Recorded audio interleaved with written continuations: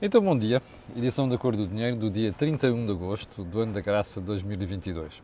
Ou, se quiser, Dobrý den, como se diz aqui na República Checa.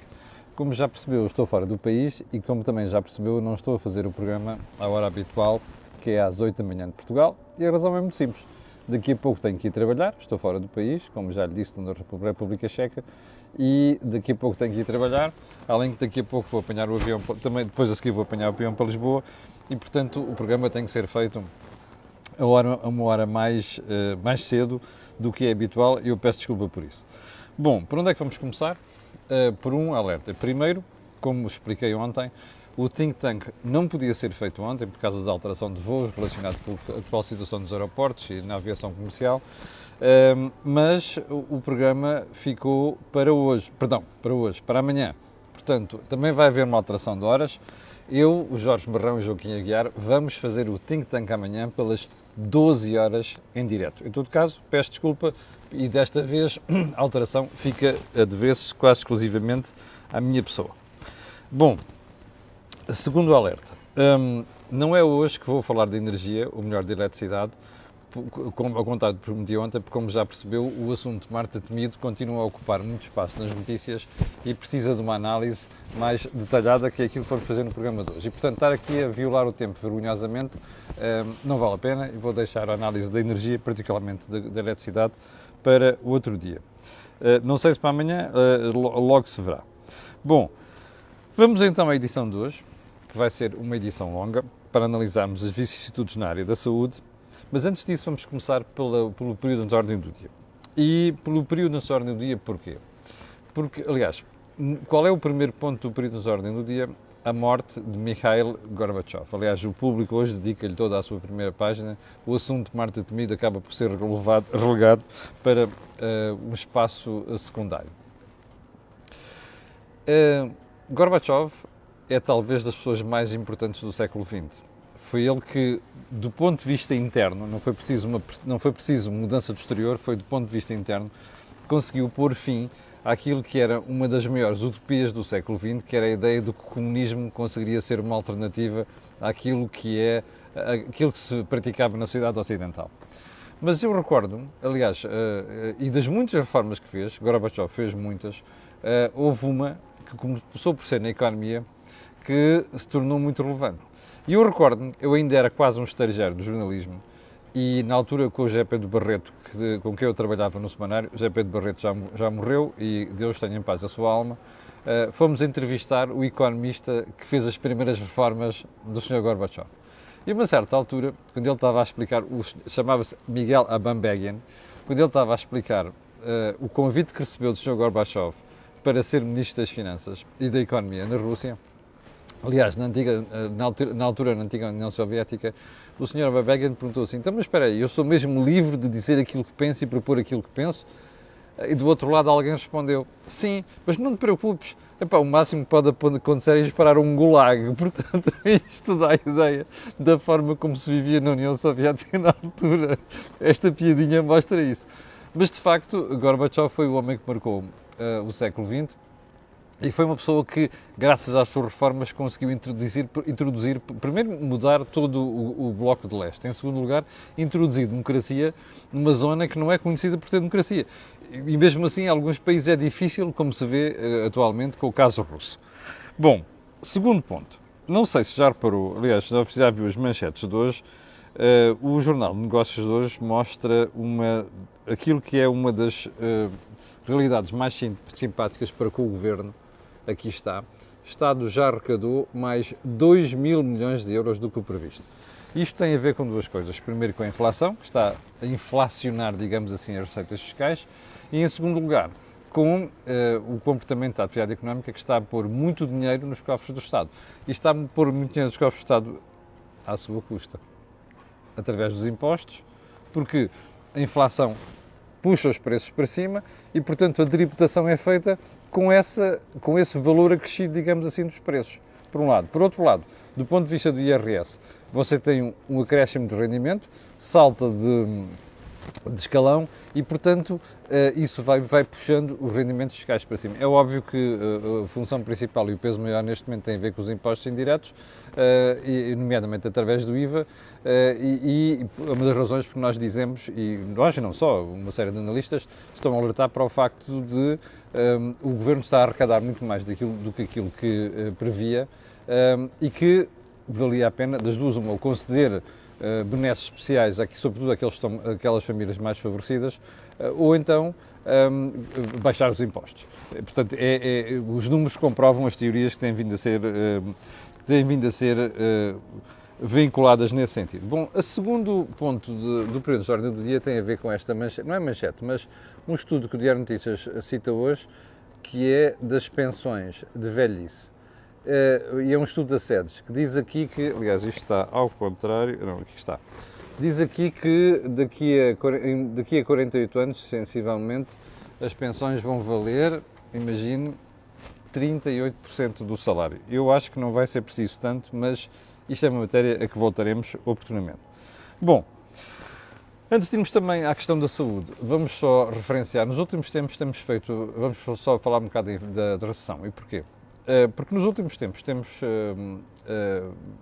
arriscado aqui que a economia europeia se encaminha para uma recessão. E não é apenas a economia europeia, naturalmente a própria economia portuguesa, que é muito condicionada por algumas das locomotivas, como é o caso da Alemanha, da França, mas também de Espanha. O BCE, ontem, ao falar sobre este assunto, foi muito claro. O BCE admite que já pode haver recessão na Europa. Bom, antes tarde do que nunca. Os indicadores estão todos a apontar para aí, nomeadamente as expectativas dos consumidores, portanto as famílias, mas também das empresas, e este sentimento de que as coisas não vão correr bem agravou-se nos últimos tempos, particularmente com esta questão energética. Esta é a má notícia. Há um reverso desta notícia que não é assim tão boa, mas pelo menos traz algum consolo, que é o mesmo BCE diz que a recessão não deve ser nem muito profunda, nem deve demorar muito tempo. E há um aspecto tranquilizador naquilo que é a previsão do BCE, que é o facto da instituição reconhecer que nós não vamos regressar a uma crise do género da que se vivia em 2008, portanto, crise financeira.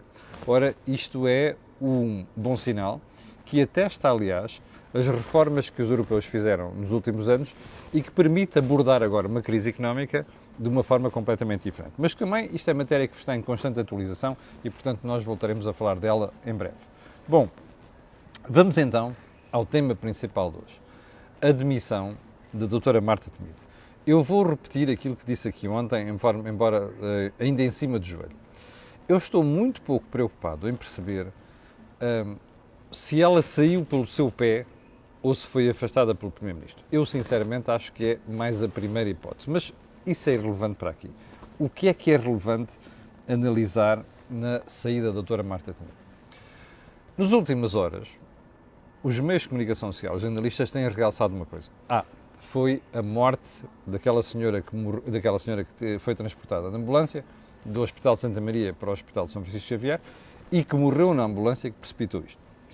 É verdade, eu julgo que é. E acho que essa foi a gotinha d'água que fez transbordar o copo. Mas o problema não estava aí. O problema estava na degradação progressiva que se vinha sentindo a vários níveis quanto àquilo que se passa na saúde. Eu vou-lhe explicar brevemente. Primeiro, aliás, recordei-lhe aqui ontem, na semana passada, na quarta-feira, o meu artigo no Jornal de Negócios era Marta Temido já não se levanta. E como se viu, já não se levantou. Havia uma série de sinais que apontavam para aí.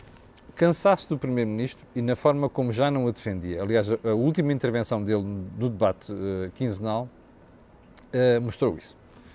Segundo lugar, o próprio desgaste da doutora Marta Temido. A última intervenção pública dela já evidenciava uma perda de estamina na defesa daquilo que era o seu trabalho.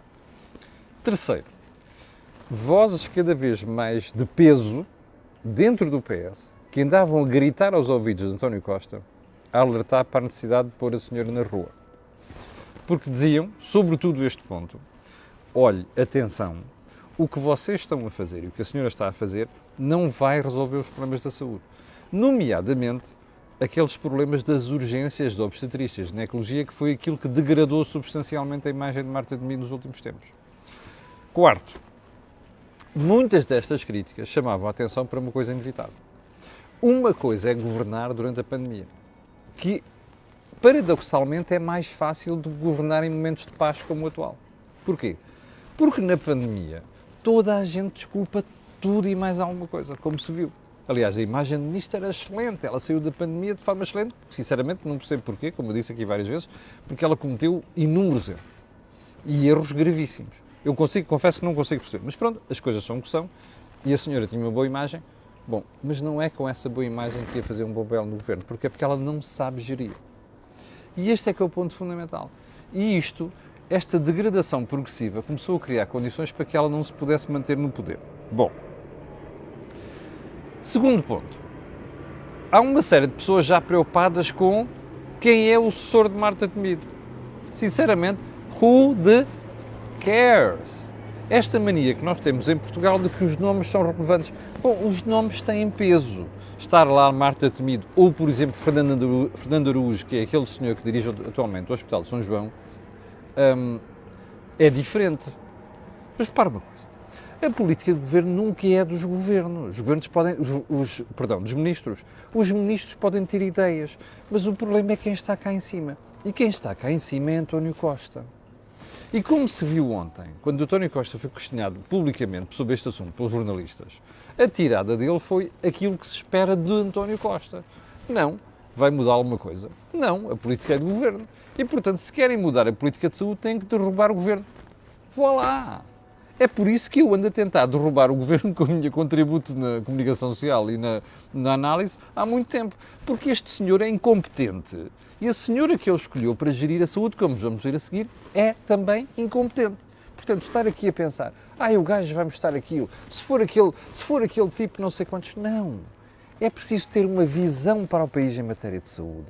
É preciso ter uma perspectiva a 5 e 10 anos para o SNS que nem Marta Temido tem, nem António Costa.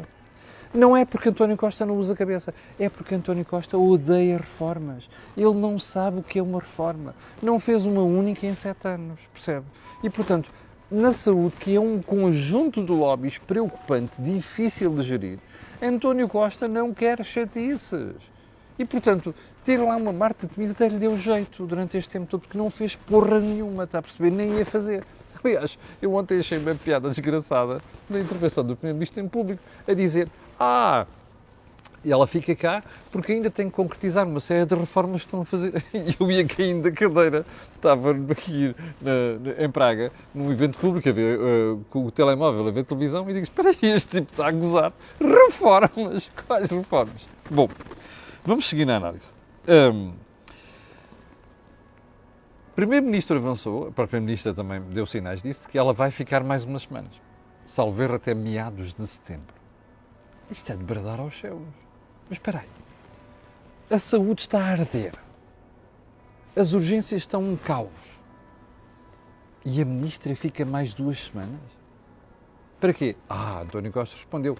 Lá estão as tais reformas que está a fazer. Em primeiro lugar, não é reforma nenhuma. Segundo lugar, vamos lá ver. Nomear um CEO para o SNS, como vem escrito nos estatutos que o Sr. Presidente da República promulgou ainda para mais, que depois, assim, à má fila, vem reconhecer, eu estou à espera tenho dúvidas que isto resolva. Tem dúvidas, diz logo e não promulga, percebe? É isto que o Presidente devia ter feito. Mas voltemos ao assunto. O quê? É um CEO para o SNS que é reforma?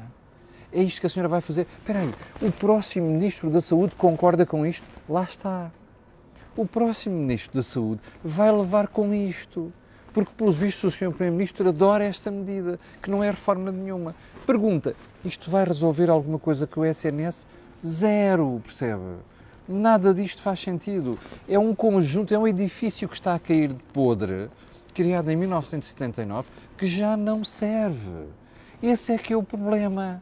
E aqui a questão é, a doutora Marta Temido serviu lindamente aos interesses de António Costa. Primeiro ele usou, como vamos ver a seguir, usou e abusou dela. Entre aspas, não é? Atenção. Segundo lugar, A senhora congregou contra si uma série de críticas, olha, não foi só minhas, de muita gente, em relação ao que estava a fazer na saúde. Isto deu jeito ao Primeiro-Ministro, percebe? Bom, vamos andar para Bingo.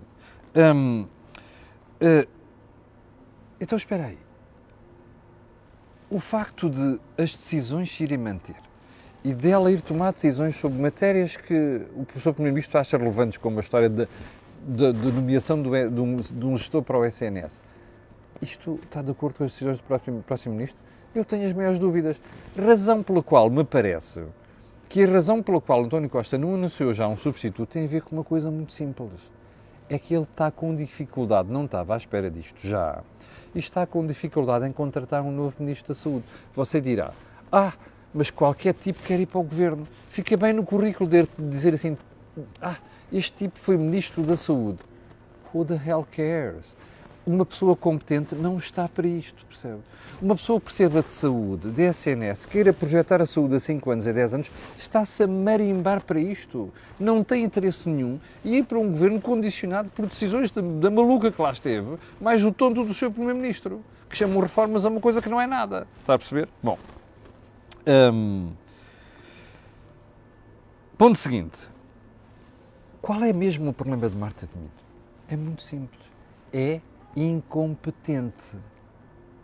E ela revelou isso nos últimos meses a vários níveis. Primeiro ponto, ela teve o apoio inequívoco do Primeiro-Ministro. Ok? Segundo lugar, não sei se você se recorda das cenas, porque ela passou nos últimos tempos quando estava em alta no governo. Porque a uma certa altura, ela até ela mesma se deslumbrou. E deslumbrou-se com o quê? Desculpa lá, alergia. Lembra-se do Congresso do Partido Socialista? Quando Marta Temido apareceu como militante e parecia que estava a receber uma hóstia das mãos de um padre numa missa. Recebeu das mãos de António Costa um cartão. Você viu a imagenzinha dela, assim com as mãozinhas à frente e recolheu o cartão de militante do Partido Socialista?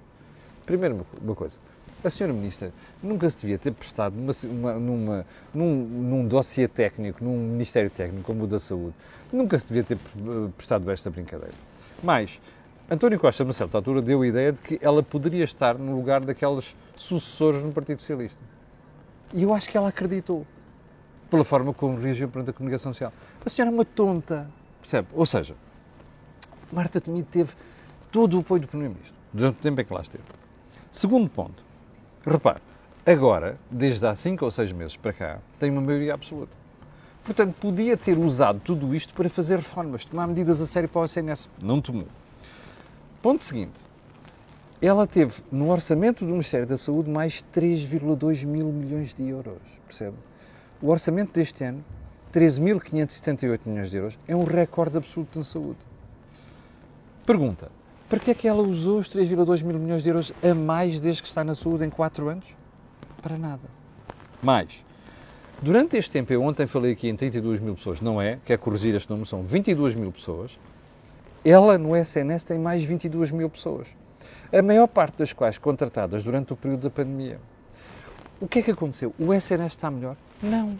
Portanto, quando você diz que teve mais dinheiro, teve apoio e tem mais pessoas, e o SNS está pior do que nunca, isto só há uma conclusão.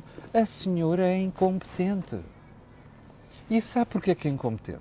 Primeiro, chegou lá com a pancada de ideologia de extrema-esquerda.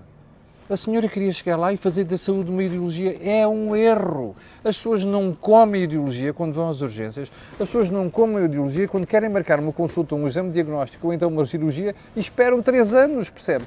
O Mário Bastos, que é meu amigo, que está aqui no Facebook, e costuma vir aqui todos os dias, que é uma pessoa com um problema de saúde grave. Há dias tive que ir fazer um estudo simples como uma apneia do sono, e diagnosticar um aparelho para ajudar a respirar com risco de AVC, e ele tem uma consulta marcada para abril de 2023, percebe? E depois tem os exames, o seguimento para um ano depois. Isto é uma doideira, está a perceber? Não é possível gerir o SNS assim. E esse é o problema de Marta Temido. É incompetente. E não me venham aqui agora aquelas alminhas todas, Carlos Afonso, mais Francisco Jorge. Aliás, Francisco Jorge deve estar doido pela forma como defende a Ministra, mais as políticas de saúde da Sra. Ministra. Isto é uma estupidez. A senhora é incompetente. Falhou redondamente em tudo aquilo que foram medidas que tomou durante os 4 anos que esteve no Governo. E não me venham com tretas, inclusive, como você se lembra na semana passada, que eu quase perdi os tribeiros aqui, a senhora tem o desplante de vir dizer que os problemas do SNS se radicam nos anos 80. Portanto, todos os outros ministros das Finanças que passaram nas últimas décadas são os burros. Não perceberam isto, só ela, não é? Ou seja, faltou tê-los no sítio para fazer reformas. Ela não as fez, não os queria fazer, não as sabe fazer e, além de mais, não tem o primeiro-ministro que o deixe fazer. Bom, mas quando é assim, a gente vai embora, não fica no governo. Bom, ou seja, se você for olhar bem para esta matéria toda, a senhora Ministra da Saúde não sabe gerir o setor. Nunca soube.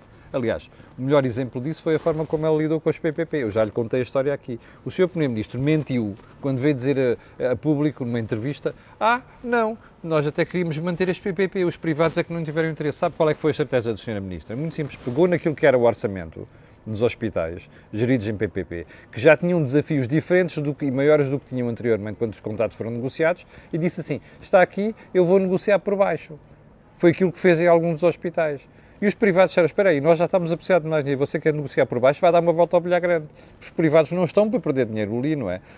Aquilo não é a árvore das patacas, mas não é para perder dinheiro. E o que é que aconteceu? Desistiram das PPP. Foi isto que se passou, está a perceber? Portanto, a senhora nem estrategicamente soube perceber que os privados podiam ser... Aliás, quando se diz Sistema Nacional de Saúde, não é privados versus públicos, é tudo que presta cuidados de saúde. A senhora não percebeu que podia usar os privados, inclusive, para melhorar a qualidade de serviços do SNS. E o que é que fez? Já lhe expliquei aqui várias vezes. E já explicou Joaquim Aguiar e Jorge Marrão. Aliás, este tema vai ser um dos temas principais, se não mesmo o tema principal, do Think Tank da manhã. E a questão é esta. Sabe porquê é que a senhora Ministra acabou com os PPPs, o Sr. Primeiro-Ministro também? Porque dentro do Partido Socialista há gente encostada à esquerda que não quer comparação. E como sabe que os hospitais públicos ou privados reconhecidos pelo Tribunal de Contas gastavam menos e tinham mais qualidade de serviço, e isto era um termo de comparação para os hospitais públicos, geridos pelo poder público, o que é que fizeram? Fizeram tudo e mais alguma coisa para acabar com os PPP. O resultado está aqui. Portanto, repare uma coisa, qual é o legado que Marta Temido deixa? É zero à esquerda, percebe? Esta senhora não soube gerir, esta senhora não teve visão estratégica para o SNS, por pior, deu cabo daquilo que já existia, que era bom. Bom, como eu dizia há bocadinho, António Costa deu todo o apoio a Marta Temido. Mas mais, António Costa usou e abusou de Marta Temido. Porque a uma certa altura deu-lhe jeito, até dentro do Partido Socialista, a passar aquela ideia que ela podia ser uma assessora. Não podia ser nada, como se viu, e o resultado está à vista. A senhora demite-se, a senhora passa a ser militante do Partido Socialista e passa a ser uma cidadã anónima. Bom, e o pior disto tudo é que Marta Temido acreditou mesmo que podia chegar líder do PS, como você viu pelas declarações públicas que ela fez sobre essa questão. Já agora só um pormenor. Marcelo Rebelo de Sousa ontem mandou um recadinho. Eu fico à espera para ver aquilo que é a regulamentação do Estatuto do SNS. Mas para quê? O que é que a regulamentação vai dizer sobre a bondade dessa pretensa reforma que a Ministra da Saúde mais o Sr. Primeiro-Ministro estão a organizar? Não vai dizer nada. Aquilo não vai resolver porra nenhuma, está a perceber? Ou seja, o Sr. Presidente da República, nesta história, nem sequer sai bem. Ainda por mais que ele há pouco tempo apoiou a Sra. Ministra, a dizer que o problema não era dela, não era do Ministro anterior, não sei das quantas. Desculpem lá. Quem está há 4 anos no lugar tem a obrigação de apresentar resultados. Portanto, o Sr. Presidente da República não pode desculpar a Sra. Ministra da Saúde daquela maneira. Quem está no lugar há 4 anos já tem tempo para mudar as coisas, percebe? Não pode continuar a tirar as culpas para quem lá para trás, quem está lá para trás. Isto, além de uma estupidez, além de disparate mental, mostra a pobreza de conteúdo e de raciocínio de quem está a tomar decisões na saúde. Bom, só para terminar, polémicas para você perceber a qualidade desta senhora. Meteu-se com os médicos, percebe? Deu a entender uma vez no Parlamento, para ser médico do Serviço Nacional de Saúde tinha que ter resiliência. Como se os médicos não tivessem resiliência, para justificar os disparates que acabavam a acontecer no SNS. Bom, meteu-se com os enfermeiros, uma vez só a falar de uma greve, disse que aquilo era quase criminoso estar a fazer uma greve. Depois vem pedir desculpa, mas mas eu fui mal entendida. Desculpem lá, a senhora deixou um rastro de disparates, deixou um rastro de pobreza mental e de ideologia a gerir o SNS. Portanto, se há alguma coisa que vai marcar, para o qual Marta Temido vai ficar conhecida no futuro, é a senhora que deu cabo do SNS. Aliás, o senhor Primeiro-Ministro António Costa, daqui a uns anos, quando a gente for fazer a história recente de Portugal, vai dizer assim, este foi o Primeiro-Ministro socialista que deu cabo do Serviço Nacional de Saúde. O que estes senhores deixam é um país com 3,5 milhões de pessoas com seguros de saúde, inclusive pessoas com rendimentos baixos, que vão para os seguros de saúde porque sabem que não têm outra solução para serem tratados. Está a ver? Isto é o país que Marta Temido deixa. Isto é a reforma estrutural que o Sr. Dr. António Costa deixa. Não é mais nenhuma. Este é que é o ponto. E é isto é que vai ficar para a história. Bom, só mais um pormenor. O que é que isto diz sobre a situação do Governo? Repara, o Governo tem 5 meses. Ainda não tem 6 meses sequer e já tem estes casos todos. Pedro Nuno Santos e a história do aeroporto, mais a relação com o Sr. Presidente da República. A seguir, a Mariana Vieira de Silva, que vem com aquela tirada que já falámos aqui sobre a Serra da Estrela vai ficar melhor. Depois é a Patrícia Gaspar que diz que os nossos algoritmos dizem que, afinal, ardeu menos 30% do país do que nós estávamos à espera. Desculpem, isto é uma sucessão inacreditável de disparates.